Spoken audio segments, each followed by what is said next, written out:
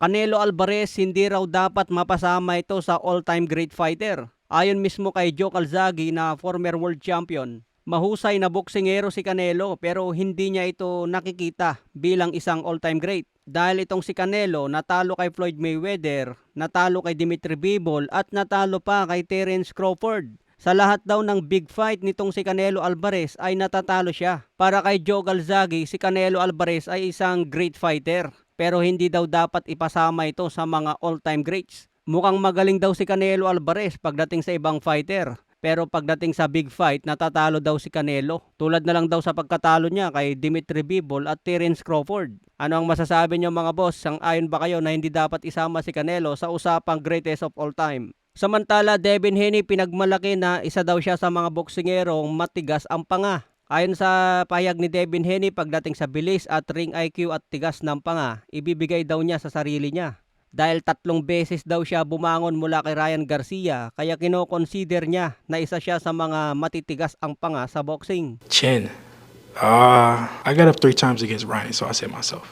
So sang-ayon ba kayo mga boss sa sinabi ni Devin Haney na matigas ang kanyang panga? Kaya masusubukan ito ngayon laban kay Brian Norman. Kung tatayan si Devin Haney ng 2,000 by decision, mananalo ka ng 4,500. Kaya kung mas malaki ang taya, mas malaki ang panalo. Kung matatapos ito sa knockout mga boss, papabor yan kay Brian Norman. Pero kapag umabot sa decision, papabor naman kay Devin Haney. Kaya abangan natin ito mga boss, main event. Sa iba pang balita, David Benavides, base raw sa kondisyon niya ngayon, walang makakatalo sa kanya. Kaya sabi niya tatapusin daw niya sa knockout itong si Anthony Yard.